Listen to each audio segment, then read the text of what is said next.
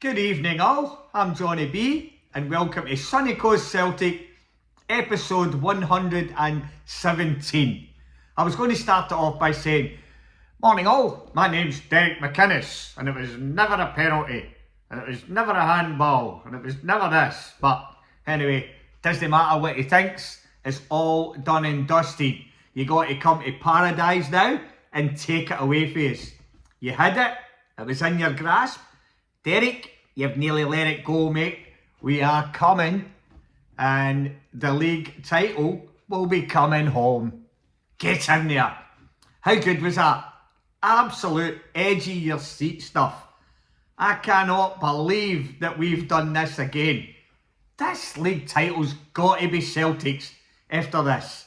I know they've been the best team all season, Hearts, and they've done this and they've done that, but the cream always rises to the top.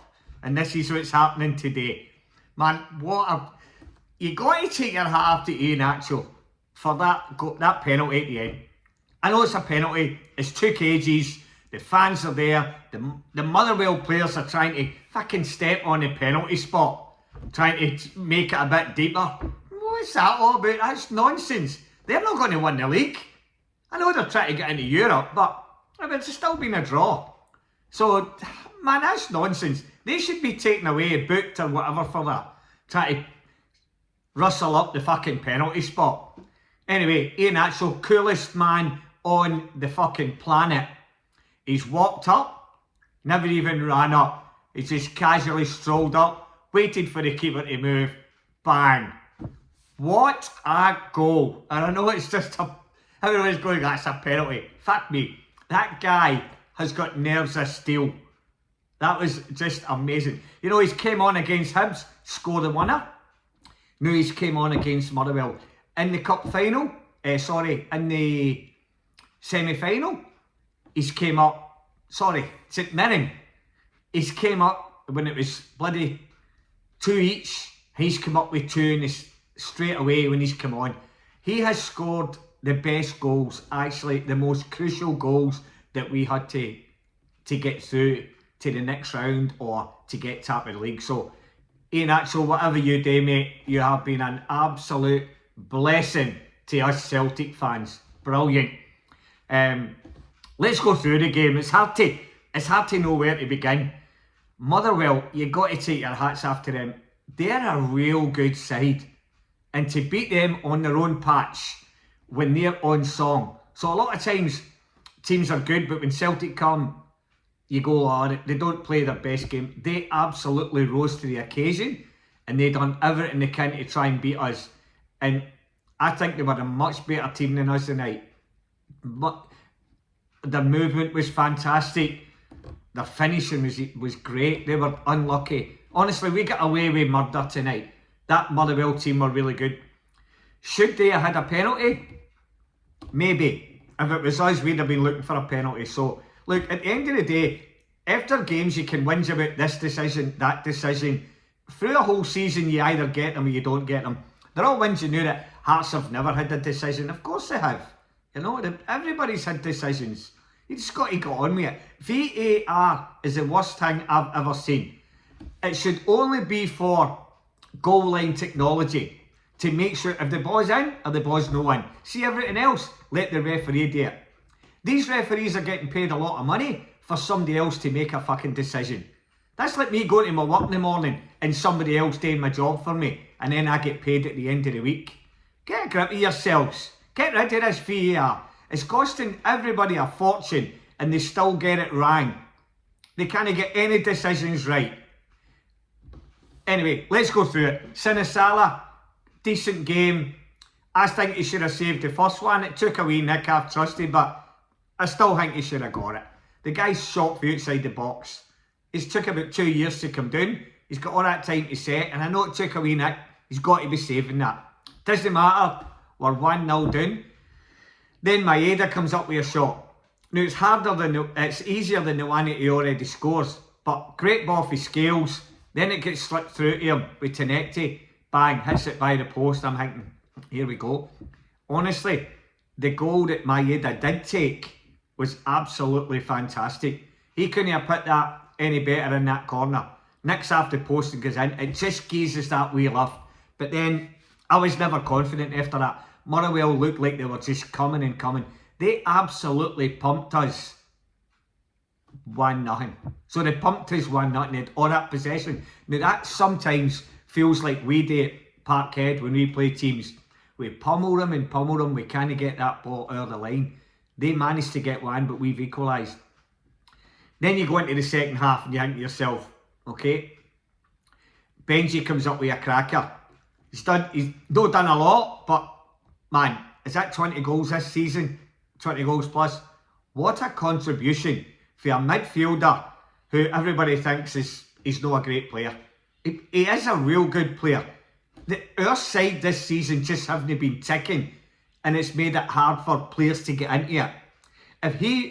If Benji played in an Ange Postecoglou style team, he'd have been flying. You know, I know O'Reilly gets all the credits and everybody else at Hatate when he played in the midfield, but Hatate just looks like a fish out of water. Look, let's go on to the substitutions. I can't believe he took Alistair Johnson off, because when you're trying to hold on to a 2-1 lead and you're bringing on Tony Ralston, and I'm thinking, fucking hell, we're just putting ourselves onto pressure here. They were probably trying to keep AJ for Saturday, but Saturday's a waste of time if we don't win last night. So I don't know, if we went 3-1 up, I'd be happy for that to happen. But 2-1 up, you're sitting there going, we need to fucking win this game. Then they've scored, and see, when they scored, they deserved to score, because we just got pinned back. We decided 2-1 was going to be enough, and we just sat in there. Forrest on, Hatate on. We just never looked like... When I looked at them, I was thinking, fuck's sake, if they scored, we're going to struggle to get this back, and we did. But don't get me wrong, Motherwell's a really good side. It took ages for them to get that second goal, but when they did, and I'm surprised, they're all kind of after not. Was it because they wanted to beat us, or was it because they were wanting to get through Europe? It was only 1 point, it wasn't 3 points at the end of the day. But then, big throw-in comes in, Trusty goes up, and I'm looking going, I got elbowed, but that's never going to be a fucking penalty, because he went up and, you know. But see, once they went like that and called the ref out to go and have a look at the VAR, I was thinking to myself, if he goes out there, we're getting a penalty. And I thought it was for a fucking elbow, but when you look at it in slow motion and all that, he's hit it with his hand. I didn't even see that at the start, and that didn't see it until somebody said it was a handball. I went, fuck, ends up a handball. But in saying that, the coolness just to go up and take that penalty, knowing that the whole season's on the line, is, man, you got to take your hat after him. That was brilliant. Big Kelechi. If he never fucking scores another goal for Celtic again, I don't care. He's done his job. And then you look at Maeda. Maeda just never stops, does he? He's fantastic. And then it kept... I watched the highlights of Sports Scene, and it's going out to Tynecastle. Hearts fans are crying because they think the title's going to Tynecastle. They're all dancing about, all they're fucking all going mad, the manager, the players, and they've just had the fucking life sucked right out of them in their last kick of the ball.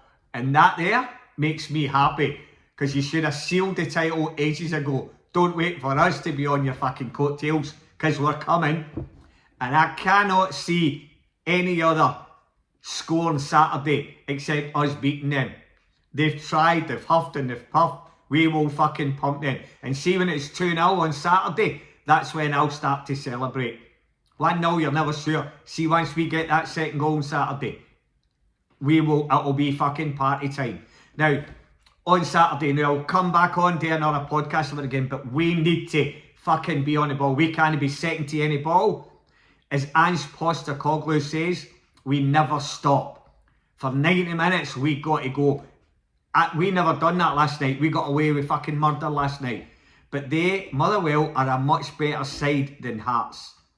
Hearts are clinical up front, but everywhere on the park, they're no the best. That big Halkett at the back's missing, so that's taking out the centre of defence. Falkirk could have had a couple of goals and never, so it tells me we're a big chance on Saturday. I can't see it being any other way but a home win, which will bring the title back to Celtic Park.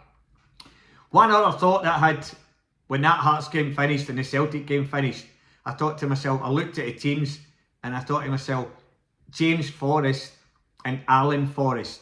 So Alan's playing for Hearts, James is playing for us. How good is that going to be for his family? You go there and the other son's never won anything, so you would love him to win a league title, but you want James to keep going for the most decorated celt ever. So that poor family must be going, fuck, who do we support?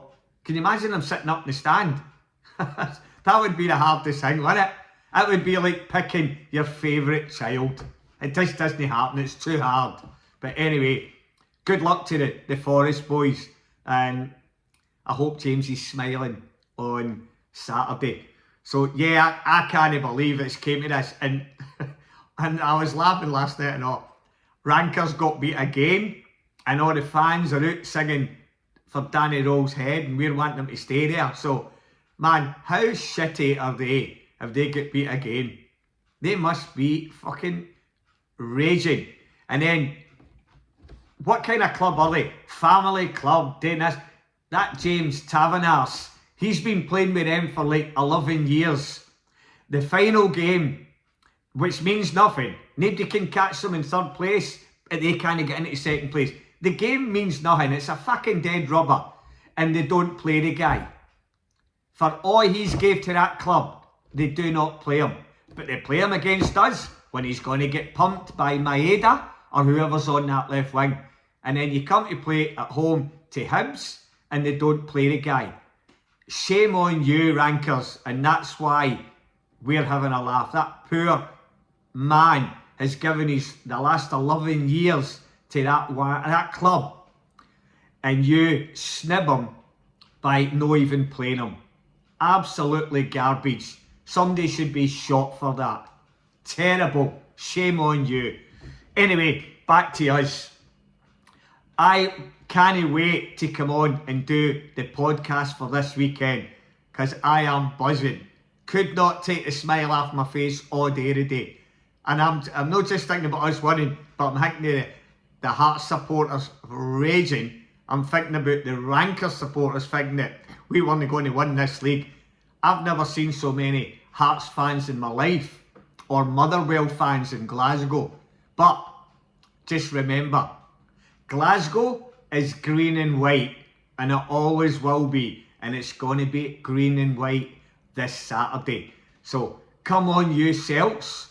Well done to Martin, the boys and the team, and Calmac, well done tonight. I thought everybody wasn't great tonight, but we've done enough to win the game. That's all it counts. It's about winning, and I said ages ago, if we win the last 4 games, we will be crowned champions, and we are just about there. So anyway, let's crack on. Have a great day, and hail, hail.